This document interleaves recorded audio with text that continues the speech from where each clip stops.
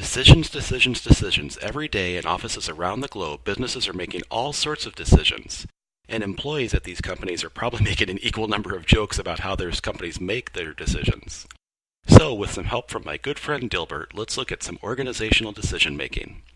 There was a recent study that looked at over 400 significant organizational decisions across industries over a 2-year time frame. Surprisingly, over half of these decisions were judged to be failures.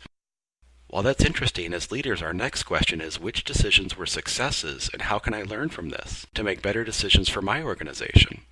The study found that the best predictors of decision success included the degree of participation by key stakeholders in the decision-making process. Generally, when people are involved in that process, there's a greater chance of success. In fact, over 80% of the decisions made with this type of participation were deemed successes. In this presentation, we're going to call out 4 types of decision-making and highlight some factors to help decide when to use each one. The first method is to decide. This is where you, as the leader, make a decision alone and announce it to the group. The next type of decision-making is consulting. This is where you present the problem to the group, either in a meeting or to group members individually, gather information and suggestions, and then you're the one that makes the decision. Facilitation is where the leader presents the problem to a group in a meeting, then helps the group define the problem, set parameters, and make a decision. Now the trick with facilitation is to make sure that your ideas as the leader aren't given any greater weight just because you're the boss. The final method of decision-making is delegation. Your role as a leader is to provide the support and the resources that the group needs to define the problem and select a solution. Okay, now that we've looked at these different decision-making methods, what are some factors to help you choose the best one? The first factor is the significance of the decision. Is this a big deal or not a big deal? If it's a big deal, you're more likely to need participation from your group in order to make the decision. If it's not that big of a deal, the decision-making process might be a little quicker.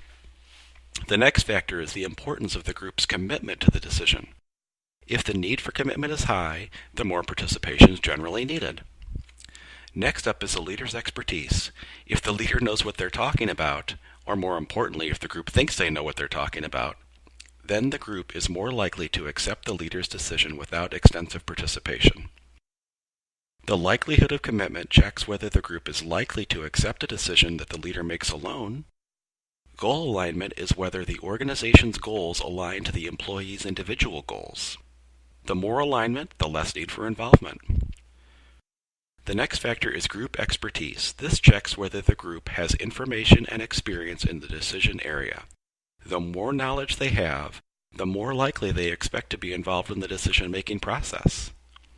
And the last factor is team competence. How well does the team work together? If it's a new team that's just formed, they may have a lower expectation of involvement in the decision-making process.